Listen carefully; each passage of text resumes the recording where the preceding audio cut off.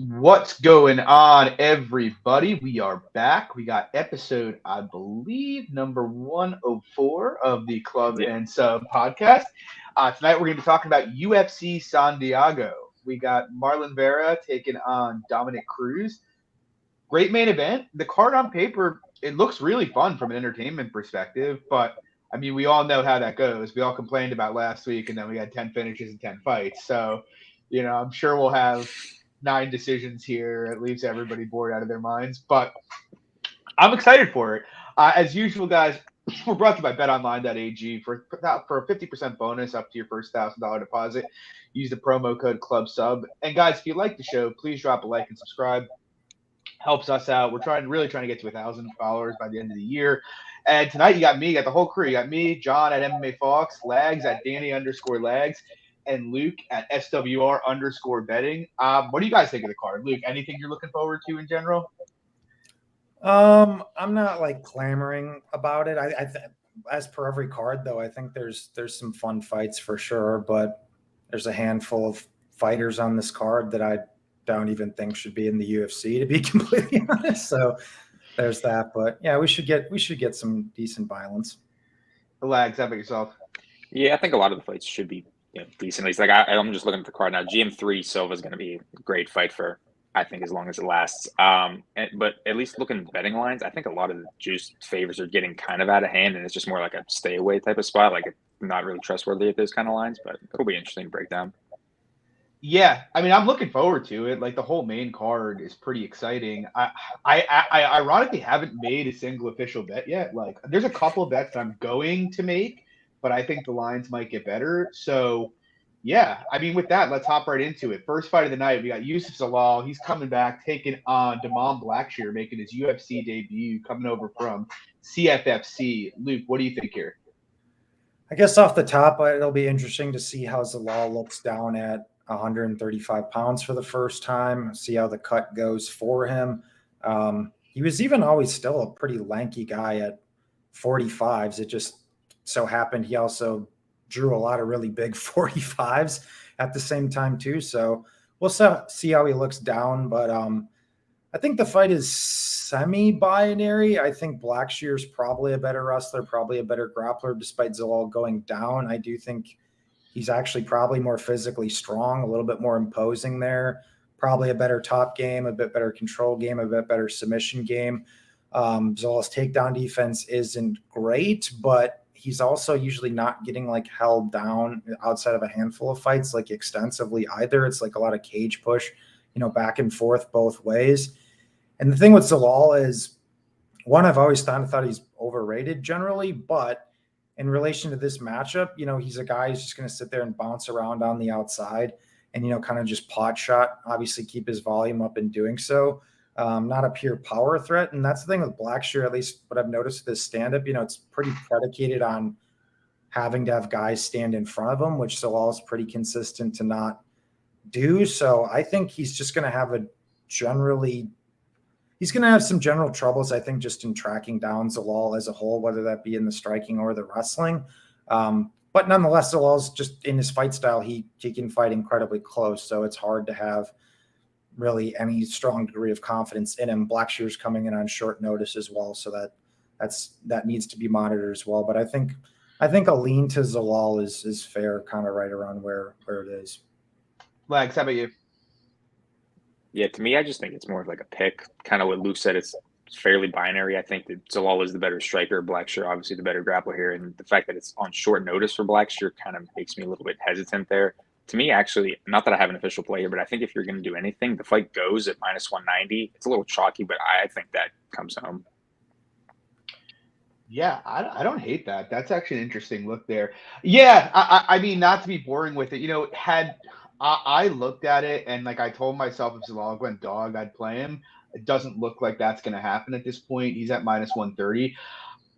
I guess for me, like I pretty much agree with Luke's assessment of the fight. I don't really think Blackshear on the feet does a very good job of cutting off the cage and keeping opponents in front of him. And so, I mean, Zalal's striking should play well against that, you would think. His metrics are quite good. He should really be able to just pot shot him. I also think it's kind of troubling for Blackshear because like he's also a former 45er, I believe. He's been a big bantamweight. I think he's benefited largely from the size, but now he's fighting a guy who is the same size as him, who has a longer reach than he does, which I think is an interesting dynamic. And I also don't know if Zalal is the guy to do this. I agree Blackshear is the better wrestler and the better control grappler, but he does some stuff like he goes to like a weird, like almost like scarf hold position a lot, and he goes to like a lot of positions around the head that make me think against a decent grappler, he's going to get his back taken with like some decent regularity. I don't know that I trust Zalal's jiu-jitsu to capitalize on that because I don't think it's great, but I have a feeling if Blackshear tries to aggressively pass here, he won't hold Zalal down. And if he doesn't hold him down, I'd favor Zalal fairly significantly. But, I mean, with that said, he does have a significant wrestling threat, and I don't know. If he does just consolidate guard, probably is a pretty close fight. So, I mean, it's a pass for me. Moving on, we got a rehash of last week. We got Jason Wick, Josh Quinlan. This one's at 185 or 180 pound catch weight. Lags, any thoughts here? I don't think much has really changed from the last booking. The issue is Wick just can't really take a punch, and Quinlan seems like a guy who has decent power on the feet. But like again, if this fight goes 15, which before they were having a Wick decision only at -125, I think that's an interesting play. Outside of that, I think Wick is live to get sparked here, to be completely honest. Yeah, I mean, I'm going to keep it short since we broke down this fight last week. But like I said last week, on paper, I don't think it's a terrible spot for Witt. I don't really trust Quinlan's wrestling or his defensive grappling that much. And Witt will go for grappling and can do some damage on top. The problem for me is I do think Quinlan's an athletic guy. He does tend to find himself working his way out of positions, fairly out of awkward positions fairly consistently. And while I do think Witt's grappling is solid, I don't think it's elite by any means. And so I think with the athleticism gap, he might be able to work up a few times here. Plus, over the course of the fight, we see Witt slow down every fight. And so, like, if you're telling me we see 5 to 8 minutes of distance here, and I expect we will, it's crazy to say it because, like, Quinlan is a guy I am trying to fade in the future and a guy I expect I will fade aggressively. But he does hit very hard. We know he just failed another test for performance-enhancing drugs. I actually kind of think his chances of KOing Witt might be 50% or north of that. And so with that dynamic, it's just like, I don't know. Witt's like a classic guy who could easily lose a decision just by getting wobbled twice. So I don't – there may be value on Witt. Like, it's very possible Witt comes out here and just grinds him out bad, and it wouldn't shock me. But I'm not really looking to play here. Luke, what do you think?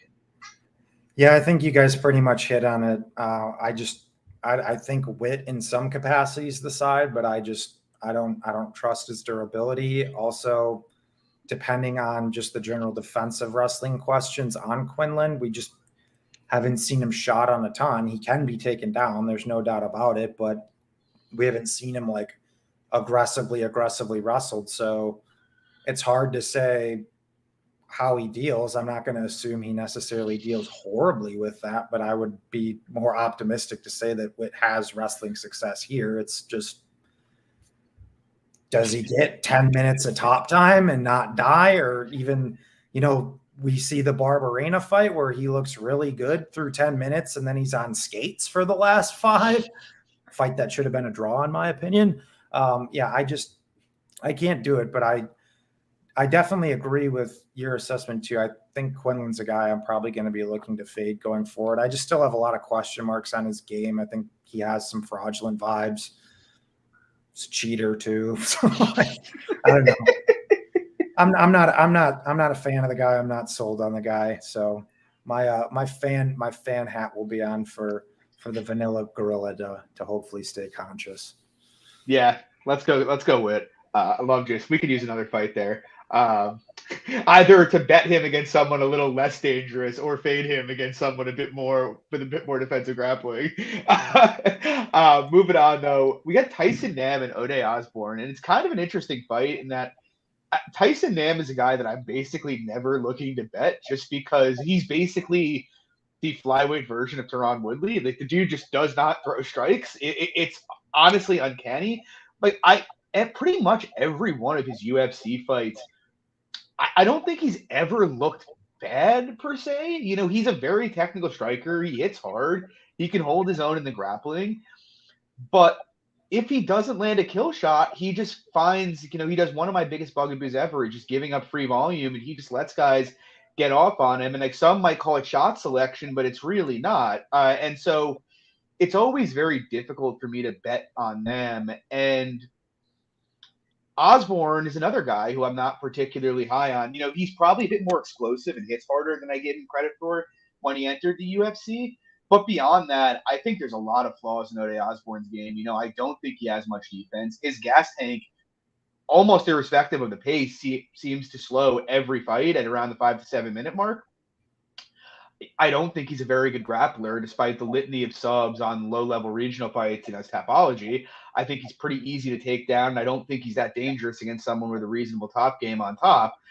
And so I look at this fight, and it's like, I might not have a bet here. I haven't decided. I was pretty happy to pass when Osborne was like minus 190, minus 200, just because in my head and after taping, I was like, yeah, Osborne should land, you know, a lot more strikes than him, you know. But now you see he's up to minus 275 here, and Nam's plus 235, and it's kind of starting to get interesting because I do think Osborne's very open to getting countered and countered hard. You know, he just doesn't really protect himself when he enters the pocket. And Nam is a pretty good counter striker when he lets his hand go, and he hits very, very hard. Plus, Osborne does slow every fight. And so if the fight gets extended, which seems likely since Nam is very durable, there's a decent chance that Nam might be able to keep it close despite the volume issues. You know, Nam went to a split with Matt Schnell, and I find it very unlikely that Osborne is going to outperform Schnell standing. I personally rate Schnell stand-up a bit more than Osborne's. And so with that dynamic, I just keep thinking, like, can Osborne really be north of 70%? Like, he's definitely KOable. Nam probably, if he went to it, has some grappling upside here. Plus, it's like you look at the guys Nam's fought, he's been fighting absolute killers. So I don't know. I might bet Nam. I think you could only bet him. Luke, what do you think? I'm not a fan of either guy, to be honest. From like a betting perspective, I think you broke it down pretty well. Our time of Oday in extended fights, not only in the UFC, but over the course of his career, is just so minimal. You know, the Vergara fight was massively concerning. He completely cardio dumped in that third round. And yeah, then he's just pretty much largely going out there, you know, killing guys in the first round. So there's that. But I do think he is the more explosive party here. He's the better athlete, to your point. He throws more. But another thing with Osborne, despite coming from a wrestling background, I still don't really know what this guy looks like on top at all. Like you look at all of his subs, but all of his subs are coming from bottom. You know, guys slamming themselves into triangles and shit on the regionals and stuff like that. So I think he has shown to be a potent offensive grappler, but from bottom. But like I said, I still don't really know what to make of his top game because we haven't seen it at all. So what's his actual wrestling like? I don't really know. But the problem with Nam is you pretty much hit the nail on the head. He's a one-dimensional boxer who does have some pop, who just doesn't really do much else. Like, he's not a guy who's going to go out there, throw a ton of kicks, shoot takedowns, move his head. He's horrible at cutting off the cage. He makes no mid-fight adjustments, even when he's losing. He's 38 years old now in the lightest weight class in the UFC, which also terrifies me. Obviously a weight class that's predicated on speed and athleticism largely. So I can't do it with Nam, but I sure as shit I'm not laying 270 on Osborne either, because there's just still too many question marks on his game for me to lay this kind of number with him personally. Lags, how about you? Yeah, kind of what I was alluding to earlier before we started the show. Like, it's just one of those favorites where I think the line has just kind of gotten out of hand. Like, I think Oday's volume and his 5-inch reach advantage are obviously massive for him. But, like, am I that confident he can play that outside game at, like, a minus 300 clip? Like, to me, I just don't see it. But like you guys touched on, the Nam, low volume, he just needs to really land that right hand. So I think if you're playing Nam, I think Nam KO at plus 450 is really the way you should approach this fight. Yeah, I think I agree with that. Moving on, we have I wouldn't say it's the most high-level fight, but it should be a fun fight for as long as it lasts. We have Gabriel Benitez taking on Charlie Ontiveros. Luke, what do you think here? I think in most capacities, this is a levels fight. I think that's the best way to classify it. Benitez, obviously, much more battle tested. His overall UFC wins aren't that great, but I mean, the guy has still had success against, higher level guys. Like he hurt Sadiq, he hurt Onama, he beat Omar Morales over the course of 15 minutes. He hits hard, he's technical, southpaw, decent kicker, opportunistic submission grappler when he decides to go to it. Problem is, he is 34 now. He started to take a lot more damage. He's now going up to 155. He's going to be massively undersized in this matchup. Ontiveros just isn't a UFC caliber fighter.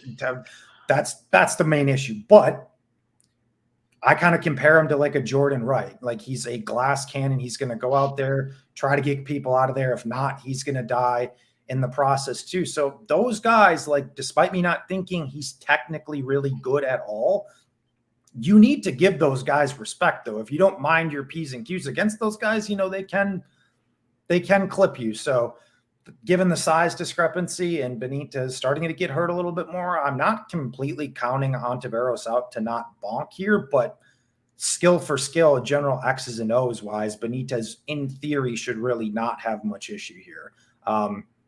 I honestly, I laid the wood with the under 1.5. I'd be shocked if this gets over 7.5 minutes. If it does, something's went massively wrong. Overall, I don't even know what that looks like. This fight looks like. I guess Benitez could just kind of stay on the outside and like just pot shot him potentially, but based on Ontiveros' style, like I don't see that. He's gonna eat like a counter shot and go down, even if that comes. I don't know. I like someone to go down. It's probably Ontiveros. Lags, how about you? I'll add to that last point though. If he's just pot shotting from the outside, I think Charlie's very liable to quit from a leg kick. So yeah, it's true.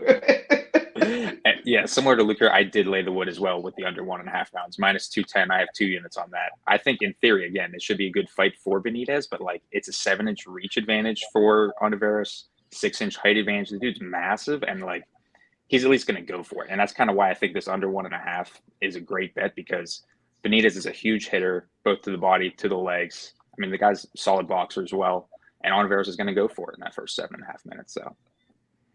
Yeah, I mean, my knee-jerk reaction, I think I messaged you guys this, was I'm going to bet Ontiveros just because, dude, Charlie Ontiveros fought Kevin Holland.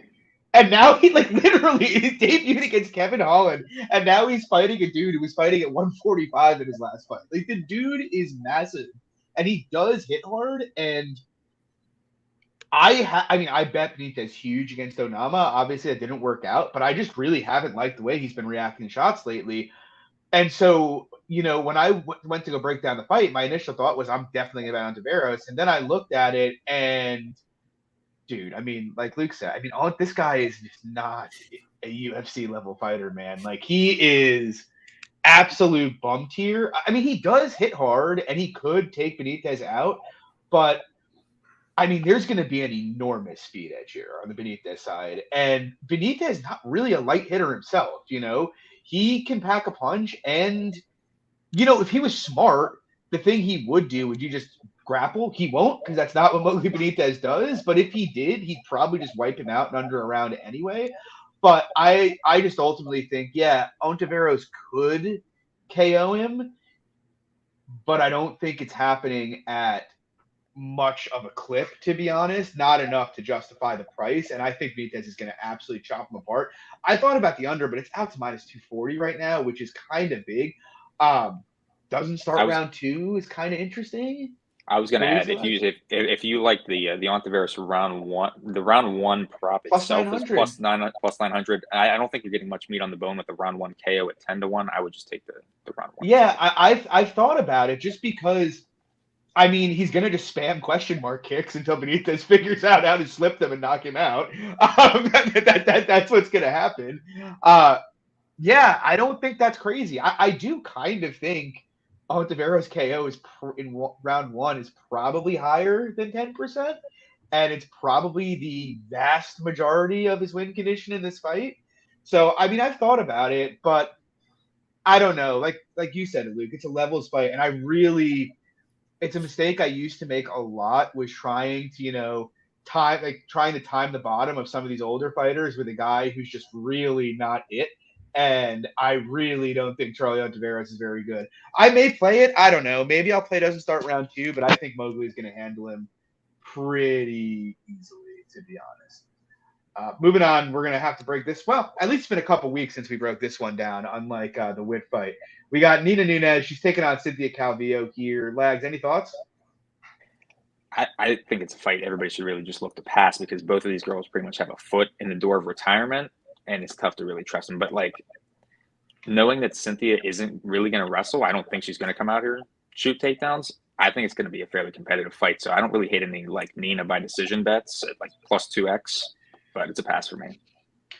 Yeah, honestly, so my initial take on this fight was I could only bet Nunes, yada yada yada, and then the more I thought about it in the lead up, I kind of come around to the Calvillo side, especially, and you guys know me, I'm not a narrative guy, but I mean, Amanda Nunes fought for the title 2 weeks ago. Nina was with her here. She wasn't training. She was in all her embedded videos. She was with her at the title fight, and so it's like, she hasn't been training for the last, like, however many weeks, and now she's coming to have this fight at 37 years old.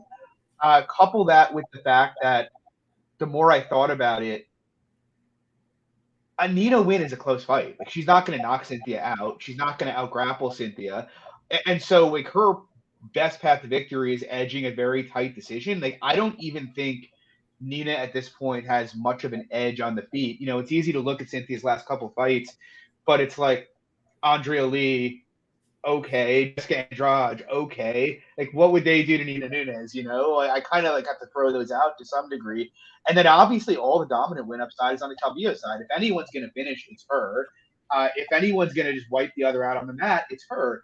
So while I think Nunes, at least at her peak, was a decent defensive grappler, I think she's declining. I think Calvillo is too. I was interested in the number, but now it's out to minus 190. I had the over 2.5 at like minus 200 first time it was booked. I might play goes the distance at minus like 190, minus 185. I'm seeing. I don't think that's a bad look here. I mean, Nunes is not an easy woman to sub. Obviously, it took Mackenzie Dern 4 minutes to sub her from top position. So, plus Calvillo is always live to just not try to grapple. So, I kind of think it goes the distance at like a super high clip, like 75, 80% here. So, I might play that. Luke, do you have any thoughts? I honestly want nothing to do with this fight. I don't care. Pass. Fair. C's coming in there. Yep. Moving on, we got Brzezky taking on Martin Buday. I don't have a strong take here. I was interested in the over. That got slammed. I think Buday probably just grinds him out. I don't like Brzezky basically got gifted a pass to the UFC. I think Buday's on a different level. He's the better striker. He's the better grappler. I don't really rate Buday's game. It's really just go forward and use his large body to put you in the clinch and just kind of beat you up there. It's quite ugly, and I think he's going to run into a hard wall when he faces any kind of remotely competent like clinch fighter. But I don't think Brzezky's that guy. I think it's an ugly fight. I actually would have played the early numbers again. I just didn't tape this soon enough. Buday's out to minus 300 now. I don't think there's much value there. The over's out to minus 180. I'm not betting a minus 180 over in a heavyweight fight, even though I think it's probably going to hit. Luke, what do you think? Yeah, I don't think either guy should be in the UFC, and just going into it, I was based on that, and Brzezky was a pretty decent sized plus number. I was like, okay, there you go. And I looked back into it, and I remember researching Brzezky for the Contenders Series too. It's like, he is so fucking horrible. I'm sorry. Like, he's okay for the first 3 minutes of a fight when he has cardio, but he legitimately gets exhausted after 3 to 4 minutes of his fights. I know he's won, later extended fights in that, but it's mainly a product that he's either been bigger than the guys or the guys have just cardio dumped worse than him, and they've just turned sloppy, and he's able to find his way into top position more. It's like, I honestly have no idea how they even signed this guy on the Contender Series based on that performance. Like, yeah, he won reasonably clean, but that was not impressive at all. The guy's like upright, kind of doing like the Chase Sherman thing, like. Didn't he get a contract when they were like signing like 80% of the winners pretty much like that season? I think so. Yeah. Yeah. I think that just goes to show you where the state of the heavyweight division is. But on the flip side, I don't think Buday is really a UFC caliber fighter either. But honestly, I do think it's a decent spot for him. I think he's bigger. He's more physical. There seems to be a bit more process to his game. I think I trust his durability a little bit more. He is a brown belt in jiu-jitsu, for whatever that's worth. Probably a fake brown belt, but I think he can just, go to that cage push if things ever really get dicey. He probably has more wrestling upside. I think his cardio is probably better. So honestly, him being a sizable favorite kind of makes sense to me, but it is, a sloppy, low-level heavyweight fight at the end of the day. So not something I want to be ponying up minus 300 for. Lags, how about you? Yeah, so I have a small play on that over 1.5 rounds, minus 150, just the unit on it. Yeah. The only reason why I wouldn't just go super heavy on like people talking about the over 2.5 and that goes the distance is like kind of what Luke touched on. Lucas's cardio like really goes after that first round. His defense and his pace in general. I mean, like it wouldn't shock me if Buday gets like a late finish here, just from the amount of like because like he doesn't do a ton exhausting style. Yeah, that's what I was gonna say. Like he doesn't do much well, but what he does in the clinch is super strong, aggressive. I mean, he throws aggressive strikes in general. So like, wouldn't shock me with a late finish. But yeah, I like the over 1.5. Yeah, I don't hate that. I would have played minus 150 to be honest with you. Moving on, we got a good one here. Angela Hill taking on Lupita Gadines. Whether or not it ends up being a good one, we'll see. Luke, what do you think here? Y'all know me. I've been an Angela Hill truther for a while. Obviously, that technically has not gone well, given that she's 1-5 in her last 6. Granted, I'm going to always sit there and bitch and complain that the 3 times I've bet her, I've been all those 3 instances where she lost by split, and I had like massive tickets on all of them. So I'm going to still go to my grave a salty motherfucker about Angela Hill decisions. But honestly, my opinions of her, just because of the skit and everything, honestly, it hasn't really changed much at all. I still think she's reasonably underrated. However, stylistically, this is a horrible matchup for her, despite fighting a lot of the good girls that she's fought. I think Gadines is probably the best pure wrestler that Angela Hill's fought to date, who's, despite being shorter, she's pretty physically strong. She's consistent, willing to attempt takedowns. And I guess the main reason why I think, honestly, Gadines being, a 3-1-ish type of favorite makes sense was because of Hill's last fight against Jandiroba. Not only because Jandiroba was able to get 3 takedowns, well, that's a component of it. I still don't think Jandiroba is anything special as a wrestler. She's a good grappler. I don't think she's a phenomenal MMA wrestler, and she was still able to land those 3 takedowns and get a decent amount of control time. And at the end of the day, washed Hill in that way too. But even in the stand-up in that fight, of the takedowns in that fight, if you even watch her, just general volume dropped off of a complete cliff in the times the fight was at space. Her footwork was not, where it usually is. She was like hunched over more because she was trying to be ready for the take. Like she was just shitting her pants, to be honest, the entire fight from someone who's going to try to go out and proactively wrestle her. It's like, well, we know that Lupita Gadines is probably going to go out there and do that as well. So I struggle to see how Angela Hill wins minutes. And I think Gadines is a pretty decent boxer herself. She's just still pretty hittable. So yeah, I mean, if this was a 15-minute, range kickboxing match, probably wouldn't have the take, but I don't think it's going to be. I think it's kind of a passing of the torch type of spot. Lags, how about you? So real quick, touching on that last fight. Actually, I was looking. I thought I had minus 150, but I was minus 165. But okay, still, nonetheless. This fight, though, to me, I think the lines are about right. Like I was looking at Loopy decision minus 155. Like to me, that seems about right. Like I think more often than not, she's just going to be able to get takedowns here and have solid control time. Like I think big favorite makes total sense. Yeah, I honestly, I have considered laying the wood with Loopy, if I'm being honest. And I don't know if I'll do it. I probably won't. Luke, you sent a message earlier, and the line kind of dropped to minus 275 at some point today. I would have played It looks there. like it's back up again now. Yeah, that's what I was It gonna say. blimped. It was small. So I can't. But I'm in New Jersey, so I can't bet online in New Jersey, unfortunately. So and I mean, obviously the line got nuked back to minus 330. The thing is, my one concern with laying. I mean, obviously I'm not a big juice player in general, but I will do it when I think there's a huge grappling edge. And my one concern with the loopy side of that is just more. It's less about the fight than the market dynamic, where it's the market had Hill plus 120 against Verna Jandaroba, and now she's plus 290 here, which seems a little crazy just in terms of sheer betting market dynamic. But in terms of the fight, Kaiser mentioned in the chat the Carolina fight was an awful look, but it was. But Carolina was gigantic. Carolina is a woman who could fight at 135 pounds, and Lupita could fight at 105. So I kind of give her a pass for that. Penne's a really tricky fight for a debutante in the UFC, and you can make an argument she won that fight. And if you actually were to look, Lupi at 115 has landed 21 takedowns in 4 fights. She wrestles at an absolutely absurd rate. It's almost Marab-esque. And if you watch her on the mat, I wish she was a bit more proactive about chasing jiu-jitsu positions, trying to find a body lock or anything along those lines. But she actually, even though she doesn't do that, she flows from position to position as a wrestler extremely well at a level that almost no one else in women's MMA does. A handful of people. But I honestly think with Tatiana moving up to 125 and being God knows where, after Carla, Lupi's probably the second best wrestler at women's 115. I was going through it in my head today, walking my dog while I was looking at the minus 275 and I'm going to get this, and thinking about the fight.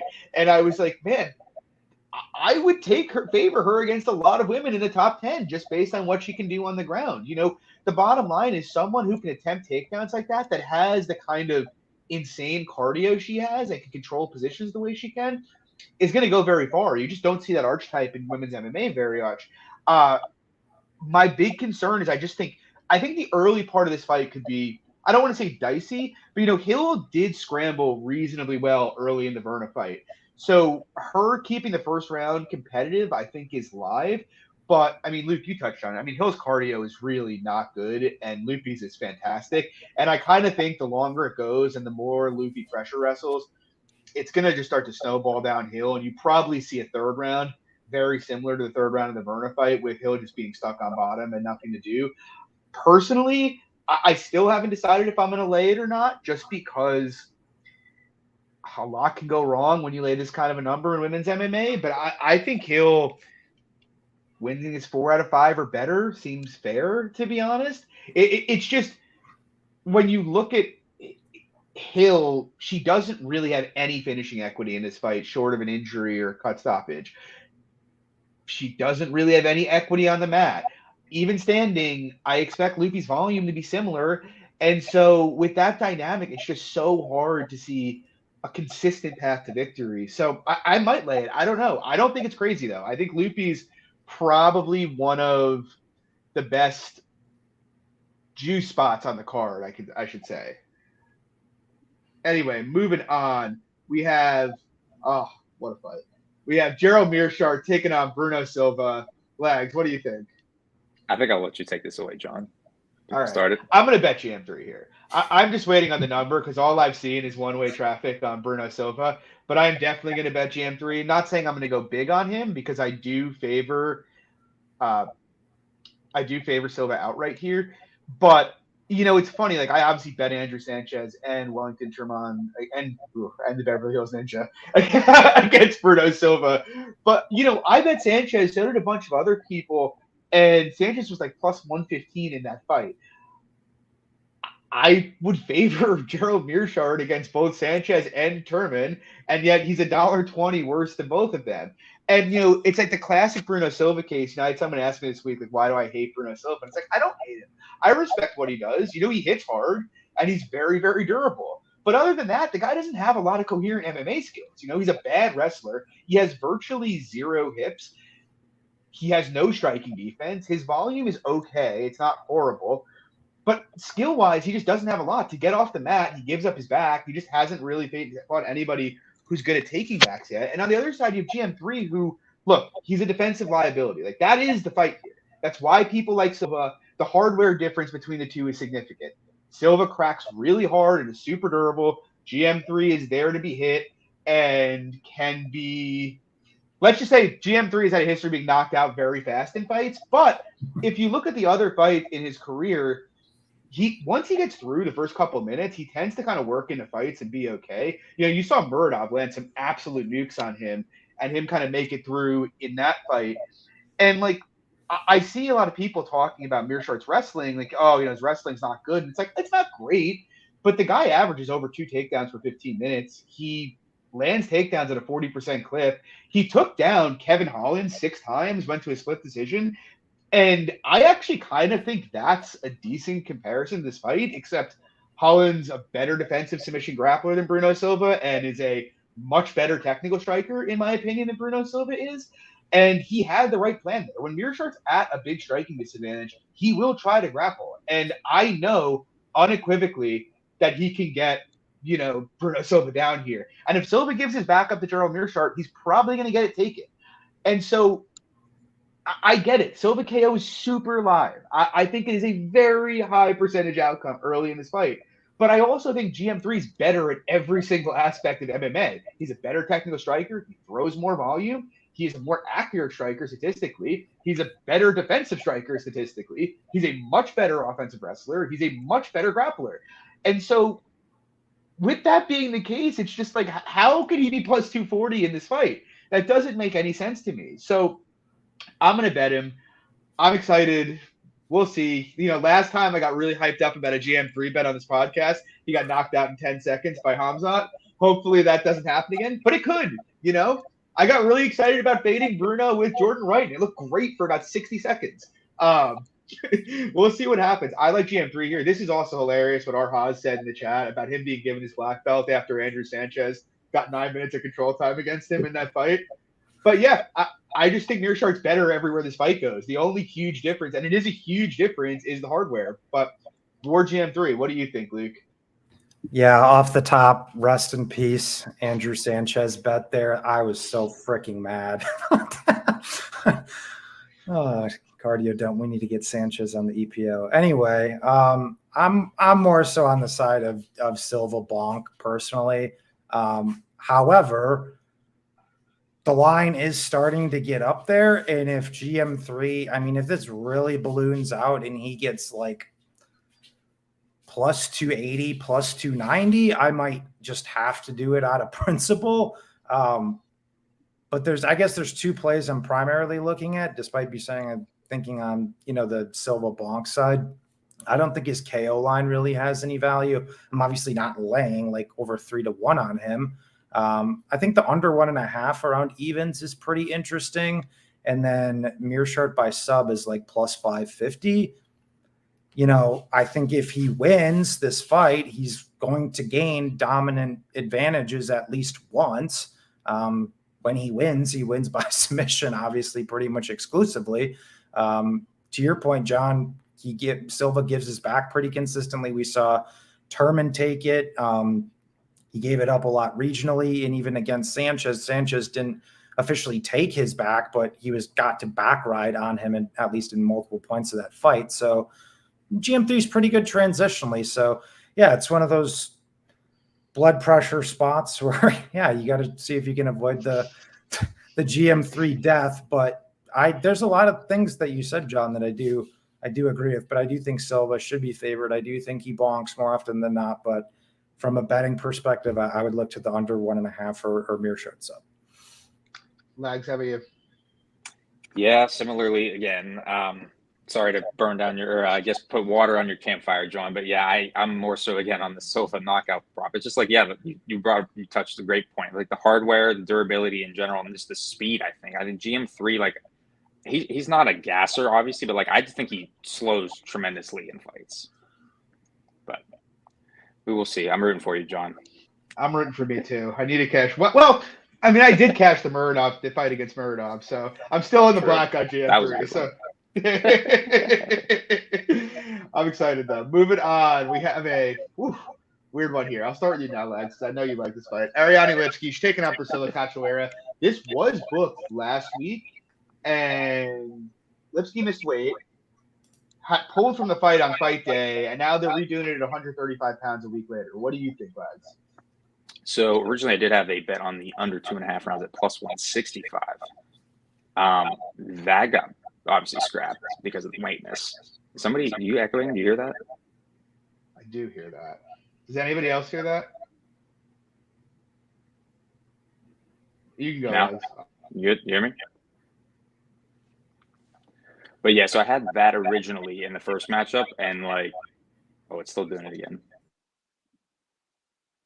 Is it just doing it in your ear? Yeah. Check your echo cancellation. Go to settings. Someone in the chat, can you confirm whether or not it's echoing? Okay. I'll do that. Sorry. You're good now. You're good. Okay, yeah, we're good? Yeah. Okay. Yeah, so originally had the under in the first matchup. That got scrapped, obviously. And then the under opened at a much worse price, plus 135, plus 140. So I wasn't really clamoring to play that, especially the fact that it's up a weight class 135 now. But what's interesting to me is why the Cachoeira line blew out to plus 175 and it's still around there right now. It was plus 140 in the first booking. I think if anything, it should be about the same where it's at. So to me, this is a close fight where I don't expect Lipsy to grapple. Cachoeira's got the better hardware and she's going to be coming forward, landing the bigger strike. So I got a unit on cash plus 175. I think it's a competitive fight. Yeah. I think I'm going to bet Cachoeira as well, to be honest. I made the case for Lipsky last week to a degree, which basically, and I stand by that case, if Lipsky were reliable to fight a composed fight, stay on the outside, just jabber and move, or just grapple very, very aggressively, I think she could win this fight pretty handily. That's just not really her MO, though. And as I mentioned last week, what Lipsky thrives on is kind of a low-paced outside kickboxing match where she can kind of just get off on her stuff. That's not really what, Cachoeira is going to bring, though. You've seen whenever people try to push Lipsky into the fire, she tends to melt in it. And Cachoeira brings insane pace and insane amounts of chaos, which I think is going to have a hugely detrimental effect on Lipsky in this fight. Which isn't to say I favor Cachoeira. I still agree Lipsky's the better grappler. She's the better technical striker. But I kind of think unless Lipsky adds shades to her game that we haven't previously seen, even on paper, it's probably a close fight just on Cachoeira going forward and throwing, bigger shots. She tends to be in close fights with everybody she fights.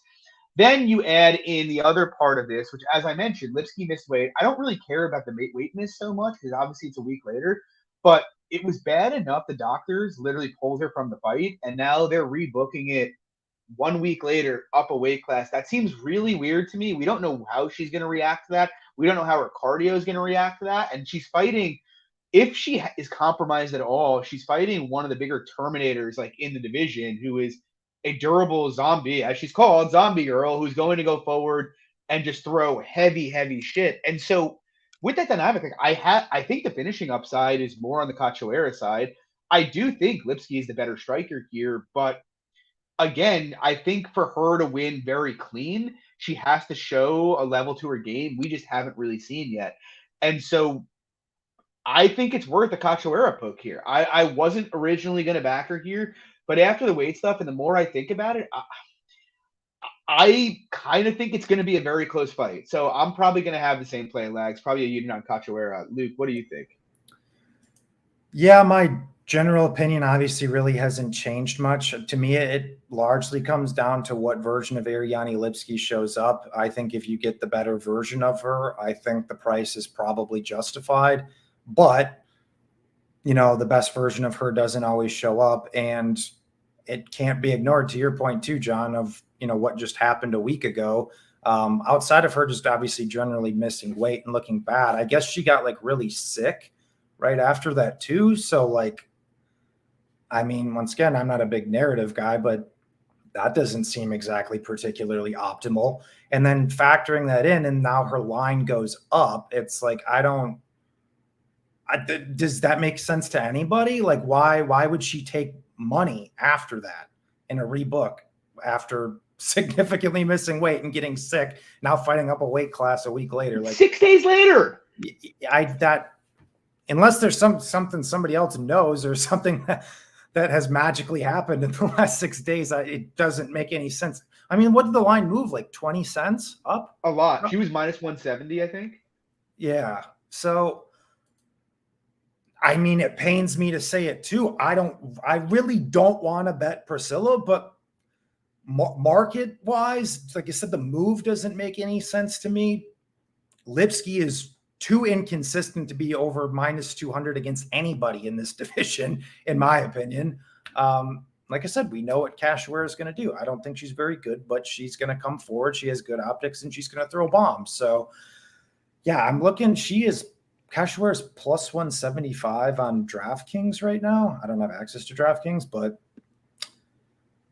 I might end up joining you boys and just taking my blood pressure medications. War Zombie Girl for a little poke if it keeps going, because the money keeps coming in on Lipsky, so it looks like it's going to keep going. So I'm looking on Best Fight odds. At least last week, the highest she was plus 155 on BetMGM. Yeah, that's kind of crazy. Hopefully it keeps going, honestly. But yeah, moving on, we got Devin Clark. He's taking on Azamat Murzakanov. Luke, I'll start with you.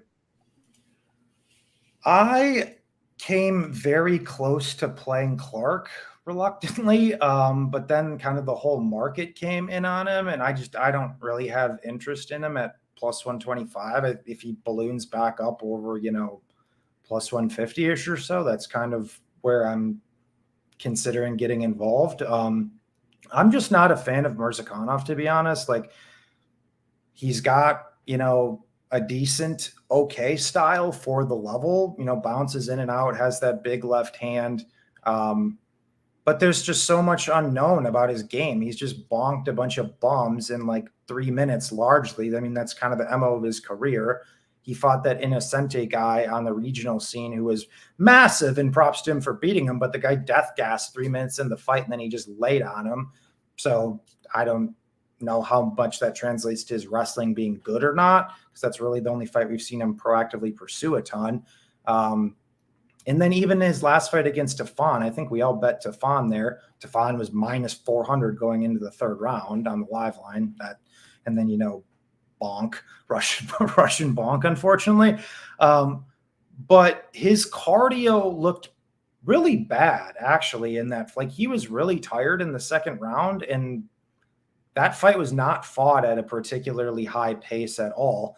But my just general question on the matchup is, Murzakanov hasn't really been proactively shot on a ton, so maybe he does fine with that, but maybe he doesn't. I mean, Devin Clark's a pretty decent offensive wrestler. He kind of just circles the outside of the cage. I know he's gotten bonked a handful of times, but he's also fought like a lot of big hitters in there too, and it's not like he's died every time. He fought Menafield, who hits pretty hard, won a full 15 there. He fought William Knight, who hits pretty hard, won a full 15 there. Kudalaba is crazy aggro and aggressive. He got his ass kicked bad there, but he didn't quit. He didn't get finished. So I don't know. I think like the chin narrative on Clark is just a tad overplayed, in my opinion.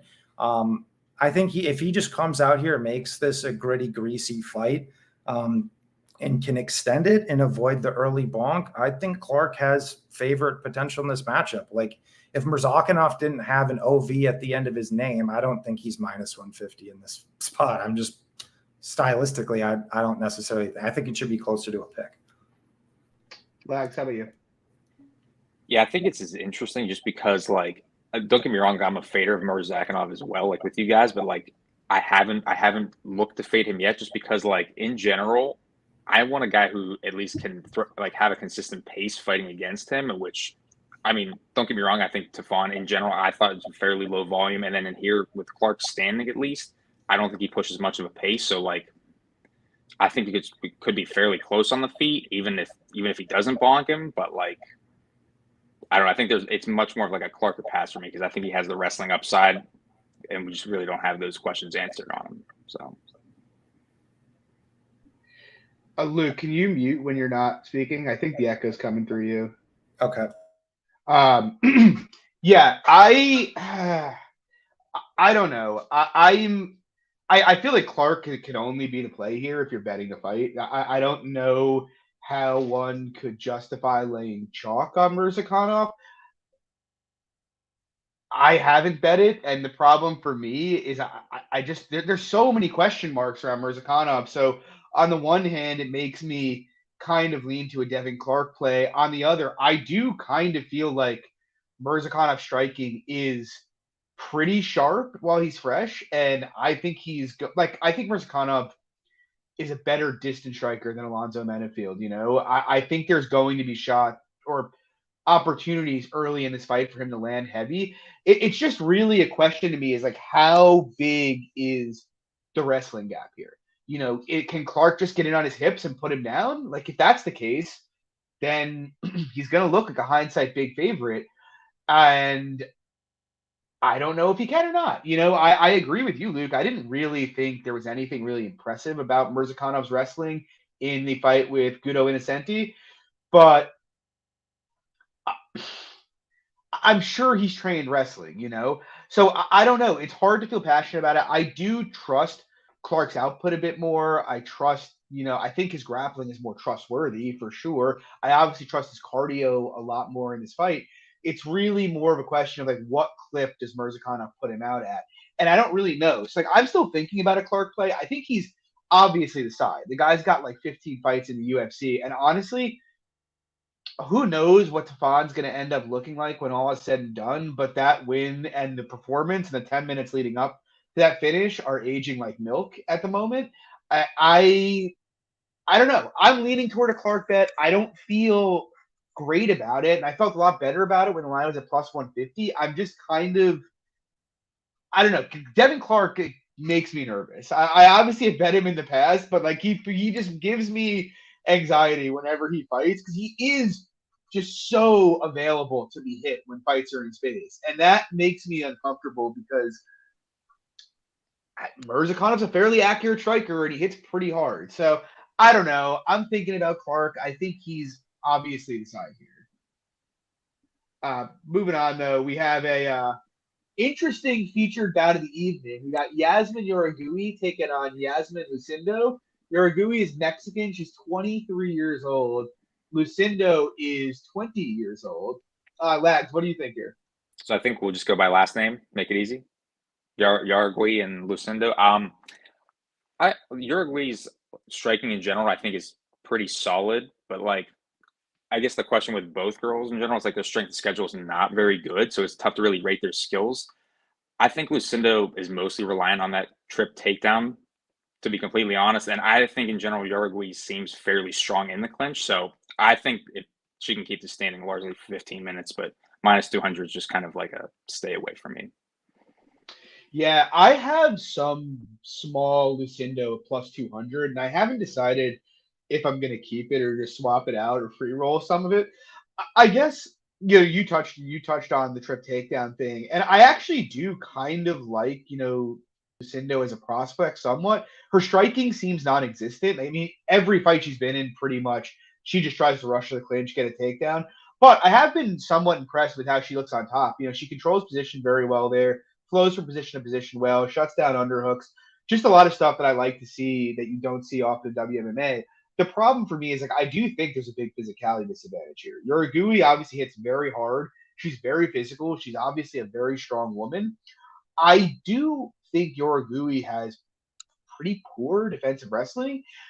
I've seen women get in on her hips fairly easily. And if Lucindo was more of a traditional wrestler, I'd have smacked her big here at this line just because I kind of think any wrestler that actually tries to get in on her hips is going to get her down and can have success on top.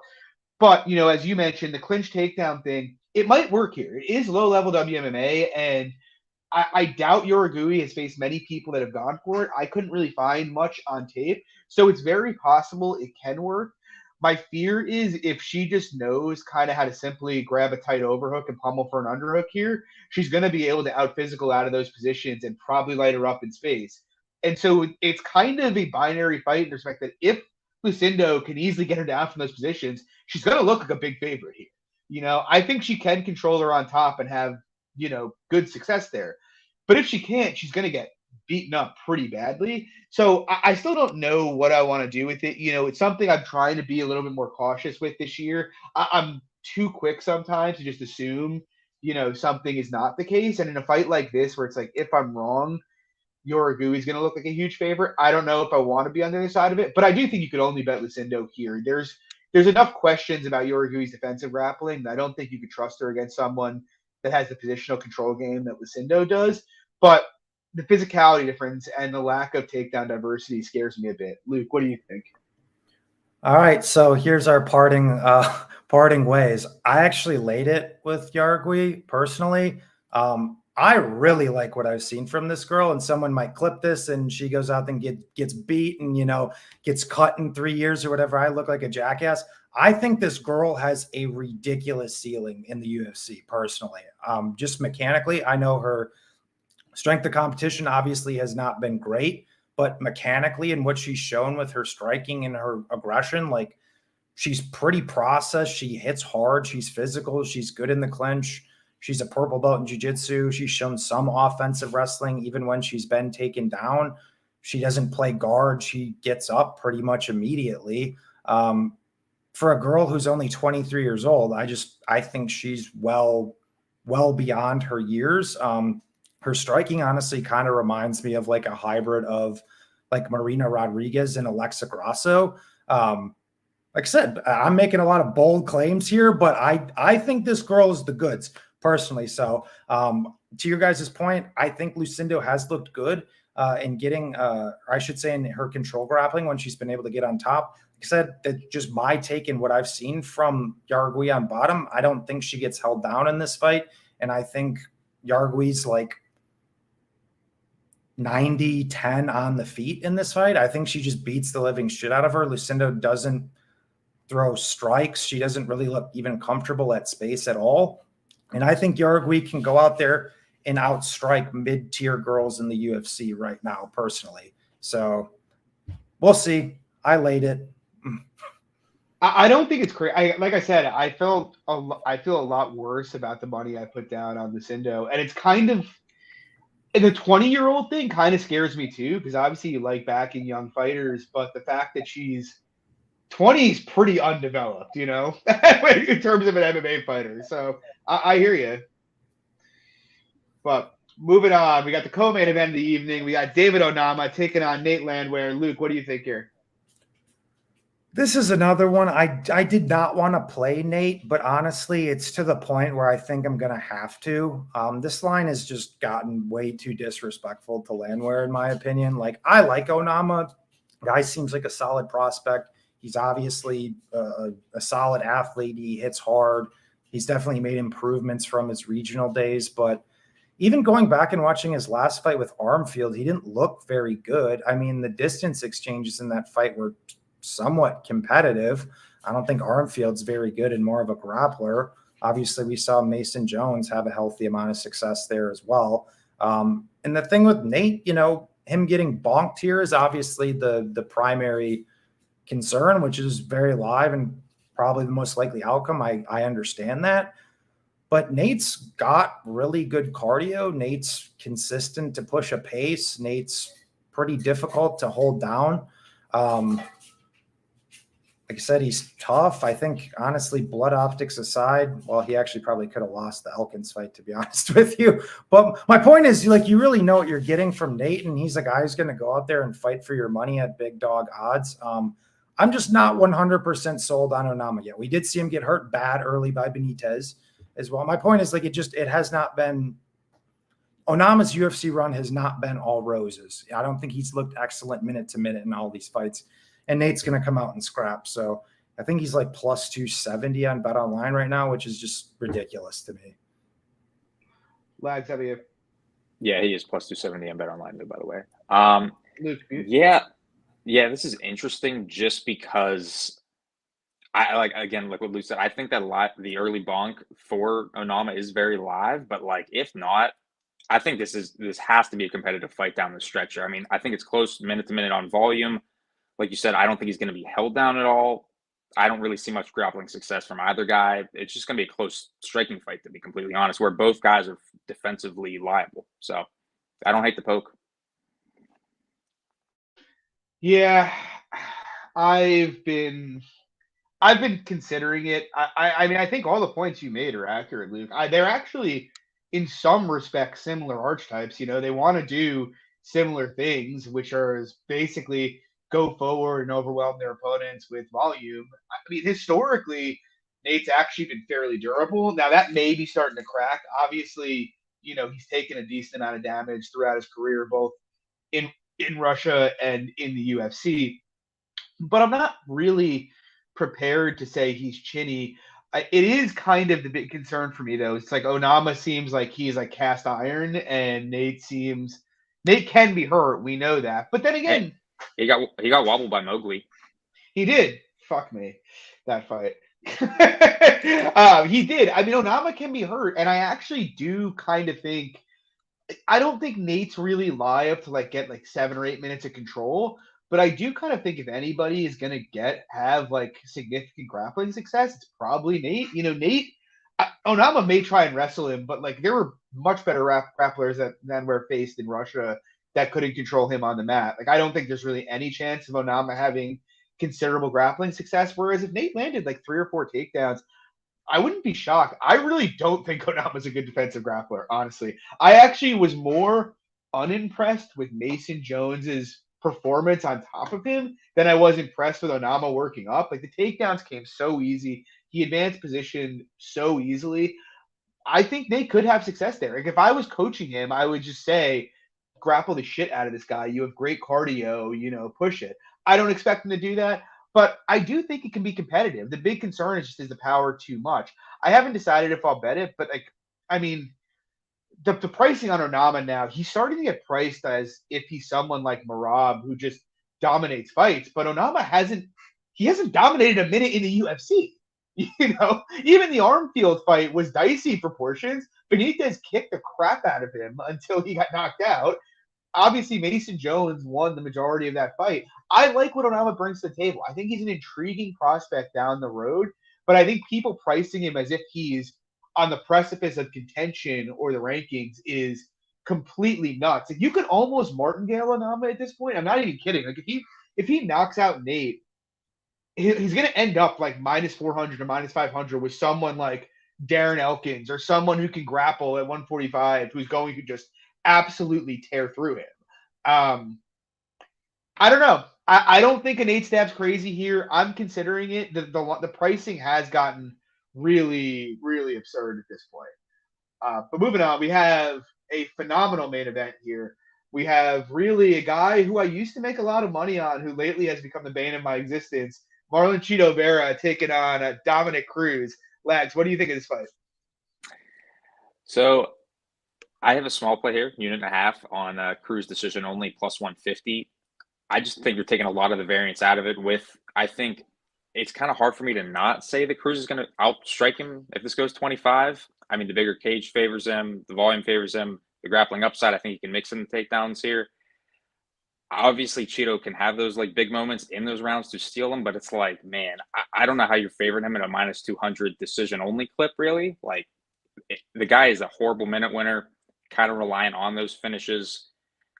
And to finish Dominic Cruz for the second time in his career ever after Cejudo, which was already a questionable stoppage in itself, I don't know. I think Cruz makes this a competitive fight. I think plus 200 on the money line isn't bad either. Yeah, I agree. I'm betting Dominic Cruz here, and I'm going to have a good amount on him, to be honest. I haven't decided quite how much, and I'm letting the line run because it seems like everybody just wants to lay the chalk on Chito. And everybody's going to laugh as I say this and be like, John, you know, you faded Chito in his last 2 fights. How did that work out for you? His last 3 fights, actually. And it's like, it hasn't worked out great. But the truth is, my view on Chito Vera as a fighter hasn't changed much. I respect what he does. Look, the bottom line is, cardio, durability, and finishing ability, they go a long way in the UFC, you know. But the other reality of Chito Vera's career, even on this run, is the guy's a terrible minute winner. He's a legitimately terrible minute winner. He's not a particularly, I don't want to say he's not a skilled striker. He obviously does some really dynamic stuff, but you can see he's consistently getting outstruck by his opponent. It's like his last fight, Rob Font landed 270 significant strikes against him. That is the 3rd most ever landed in a fight in the history of the UFC. Fight before that, Davey Grant or Frankie Edgar wins the 1st round dominantly, is winning the 2nd round, gets front kicked and gets hurt. is winning the third round, gets front kicked and gets finished. The fight before that, Davy Grant beating the hell out of him for a round and a half, gasses out, ends up losing that fight. Again, I respect what Vera does. He is very good at hurting people. He obviously has an opportunistic submission game, and he has insane cardio.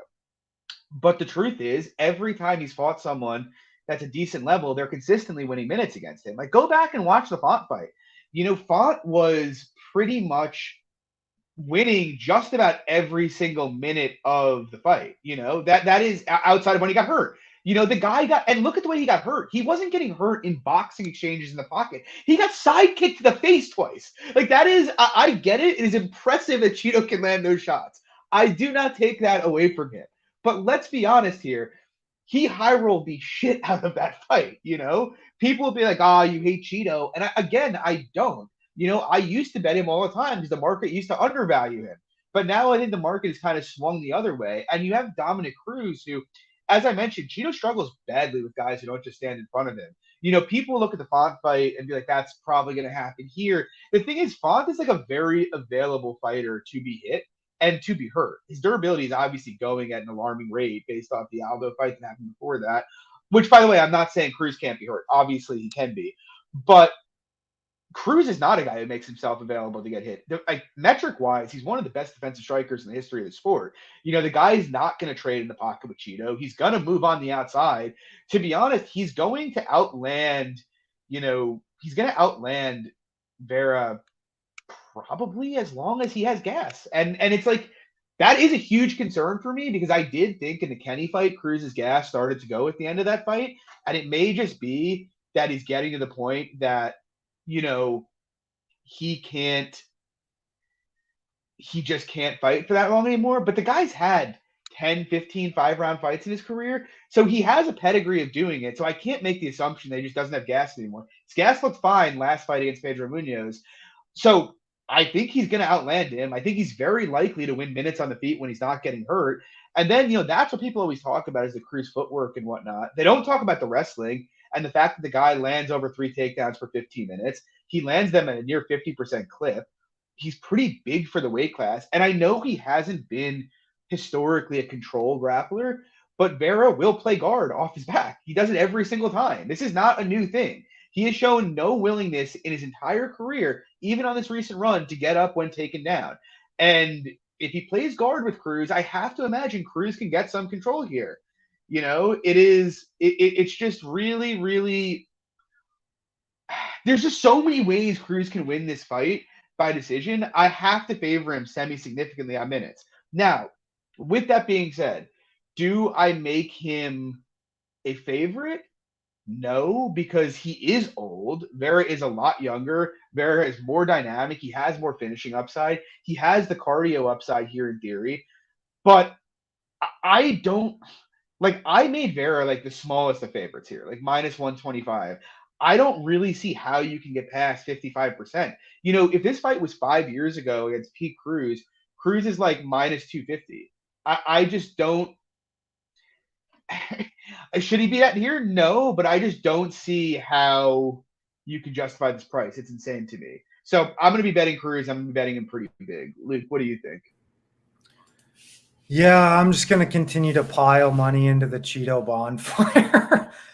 I'm kind of with you. I went into the fight thinking, probably not going to play it. And it's another fight where the line has gotten to a point where it's I have to play Cruz. I just, based on my general assessment of it, I feel like I have to play Cruz. I mean, you hit all of the main points. I guess my personal main talking points is that, yeah, Cruz is not going to sit there and stand in front of him like Font did, who's more of a pocket boxer. Obviously, you had a lot of success. I mean, you remove the knockdowns from that fight. Font won 70% of the minute-to-minute exchanges probably, and probably would have won the early rounds. But so obviously the knockdowns happen and you can't throw them out. I'm just saying. But yeah, to your point, Vera's just not a very good minute winner historically, and Cruz isn't going to just stand there in the pocket with him. He gives a completely different look than really any other fighter out there. So he's hard to prepare for. He's intelligent. He's tactical. He's got good cardio. To your point, he can wrestle. I think the whole guard playing nature of Vera is interesting because, to your point, Cruz not the greatest control grappler historically, but in a fight where rounds are probably close in many of them, let's say he only gets 20 to 25 seconds minimum or something of control time, a takedown could be enough to win him a close round, right? All of that upside comes from Cruz, right? So obviously the finishing upside comes from Vera. That's my primary concern. We have seen Cruz get hurt, I think dropped 4 times in his last 4 fights, which is obviously the concern. But at the price, I mean, Cruz is like 6-1 in 25-minute fights over his career. And the one he lost was to Garbrandt, who had legitimately had an out-of-body experience and had one of the most impressive performances ever. And even then, Cruz still took 2 rounds in that fight, right? Outlanded him. Yeah. My point is, like, I even put out a tweet earlier today. I was like, why is the over 4.5 at -200, but Dominic Cruz is +200 on the money line? Like, I'm not saying Vera can't win a decision, because obviously he can win or you can knock him down, hurt him in rounds. But it's like, if the fight is projected to go a full 25 at that rate, I don't know how you price the money lines that way. Then that does not make any sense to me.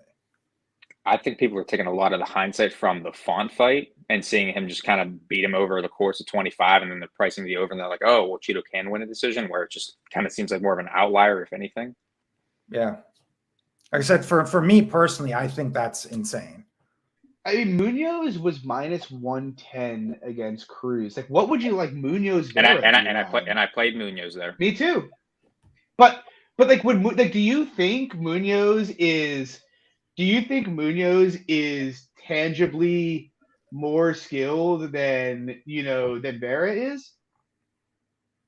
Like, or like, is tangibly less skilled? Like if they were putting Munoz against Vera, I don't think Vera is -200 in that fight. I don't think the market would line Vera -200 in that fight.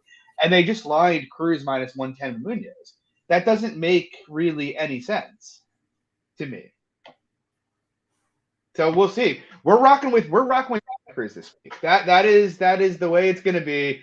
Hopefully it goes well. The Dominator hopefully is back and doesn't. Dude, honestly, it's really kind of upsetting to me that they're putting Merab against Aldo. Like, I wanted Merab at like -200 against Vera more than anything in the world.